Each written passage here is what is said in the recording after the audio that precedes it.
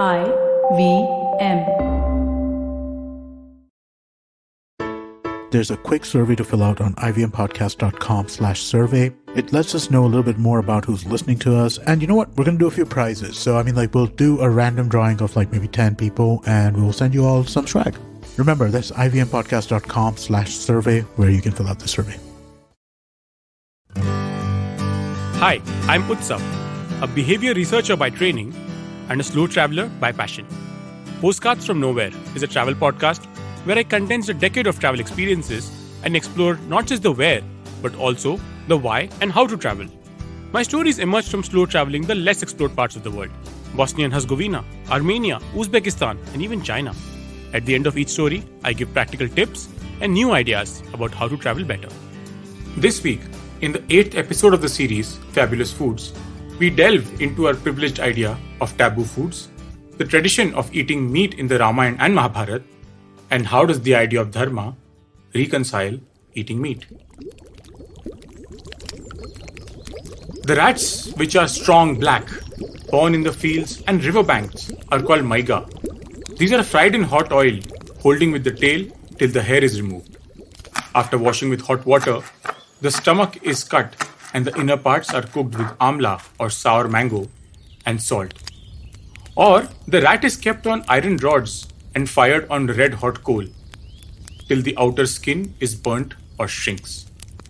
When the rat is cooked well, salt, jeera or cumin, and sothi, a flour made from lentils, are sprinkled and relished. Did that gross you out? Did you immediately think that this recipe must come from people who are primitive or uncivilized? Those who must be living in jungles? Or did your caste privilege made you associate it with the food of the lower castes and Dalits? Because if you did, you would be dead wrong. This recipe actually comes from the book Manasollasa, which means happiness of the mind. Happiness of the mind. Or a treatise on how to be a medieval Indian king. It was penned by the Western Chalukya king Someshwara III, who ruled in the 12th century in modern-day Karnataka. Yes, the roast black rat recipe belongs to a royal kitchen.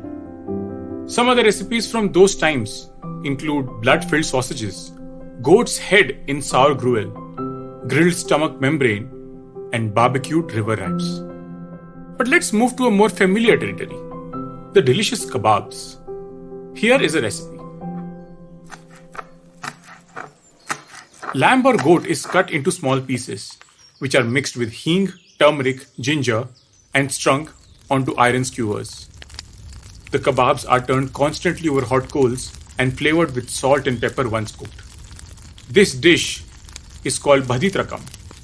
It's tasty, light and wholesome, and stimulates the appetite. In another recipe, the meat is marinated with the sour substance and hing, and then mixed with ginger juice, coriander, ground methi dana, and ground jeera.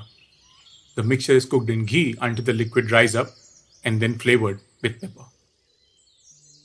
This recipe does not come from the kitchens of the Mughals, but again from Manasollasa. So the roasted black rat recipe is from a royal kitchen, and recipes for kebabs existed way before the Mughals came into India. But there is something more fundamental to these recipes: the fact that meat eating in India has existed for centuries. A Pew Research Center survey conducted in 2019-20 revealed that 39% of India identifies as vegetarian. While the number is significant, by no means one should conclude that India is largely vegetarian.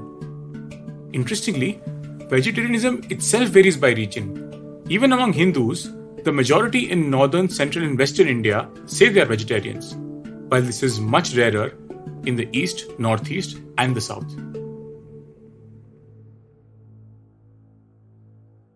In a country where food politics is used to prosecute minorities, it is important to remember that amongst the majoritarian Hindus, only 44% identify as vegetarians. Our vegetarianism is deeply linked to class, caste, and religion.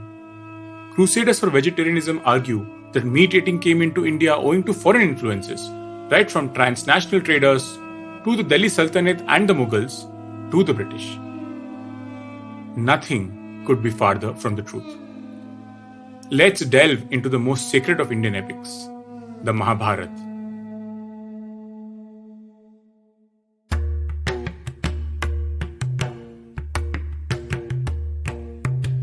The men beheld countless dishes of mutton, pork, venison, and other meats cooked in fruit juices and fried in butter, with cloves, caraway seeds, and lentils simmering gently in them. The trees dripped with honey, and the lakes were filled with sparkling wine Maitreya, and banked with dressed foods such as deer, chickens, and peacocks.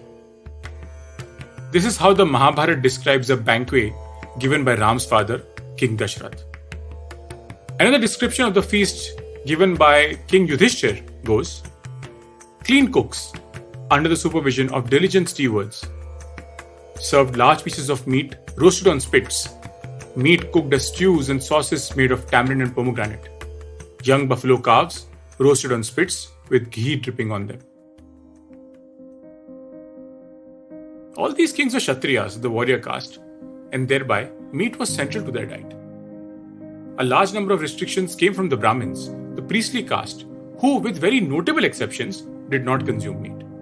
But even traditionally, consumption or dealing with meat was not against Dharma. The Mahabharata is illuminating in this regard. Once a Brahmin asks a pious butcher how he can follow such a cruel profession. One of the arguments the butcher offers is to say that he is following his own profession, his Dharma, which itself is a meritorious act. He goes on to say that even farmers do great harm to animal life by ploughing the earth while countless creatures are living. The earth and the air all swarm with living organisms which are unconsciously destroyed by men from mere ignorance. And even the oldest known cookbook in India has clear reference to meat dishes. The mythical Nala, the king of Nishad, is said to be the author of the first Indian cookbook, Pakasastra, the science of cooking. A series of events reduced him to the role of charioteer for the king of Ayodhya, Rituparna. He prepared a meal with such success that he became head of the king's kitchen and eventually regained his own throne. His recipes were documented in a Sanskrit text called Pakadarpasa or Nalapaka, a work in 760 verses divided into 11 chapters. Interestingly, this could be one of the key reasons that cooks in northern and particularly western India are called Maharaj, honoring the king-turned-cook Nala. For someone who has spent almost all his life in Western India, the irony is unmissable. A large majority of affluent Gujaratis, specifically Gujarati Jains, would have a Maharaj who would come and cook for the entire family. The Maharaj would accompany them on family trips where he could cook Jain food for a busload of people. The original Maharaj, King Nala, in his cookbook, describes in detail how one must cook mamsa or meat. Taboo foods, meat eating since ancient times, or the contested origins and evolution of food. Each of these exists because India is not a monolith. It has diverse influences, and what became acceptable to eat, or more importantly, not eat, was a reflection of the times. There is hardly any food which is inherently acceptable or not acceptable. All that matters is the lens through which we look at it. We live in an increasingly polarized India, and we must retain all the lenses our wonderful country has to offer.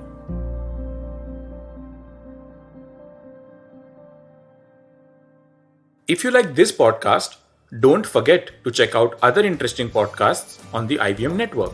You can listen to us on the IVM Podcast app or ivmpodcast.com. You can also follow us on our social media. We are at IVM Podcasts on Twitter and Instagram. If you want to reach out to me, I am Utsav Memory on Twitter and YVTravel42 on Instagram.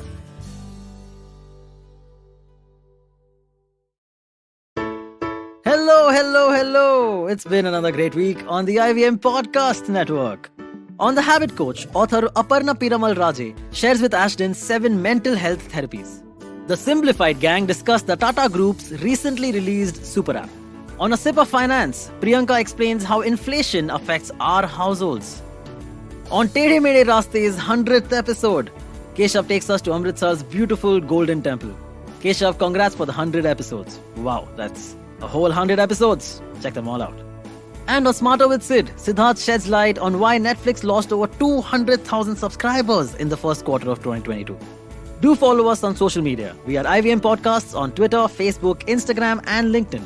And remember, if you're enjoying this show or any of our other shows for that matter, do tell a friend. It really helps us out a lot.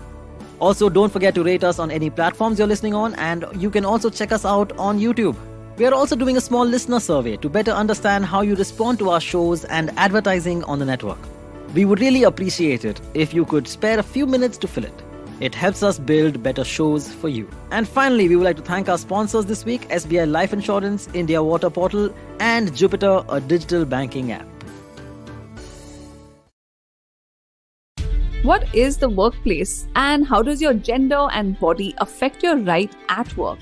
Hey, I'm Priya Mirza, and on the Longest Constitution podcast, we critically examine the vision of the Indian Constitution and laws. In season 1, we looked at sex, gender, sexuality in India, and the landmark judgments which transformed our rights as citizens in this country. In season 2, we discussed the laws which shape the workplace and examine how ability, competence, and merit impact us, and much more.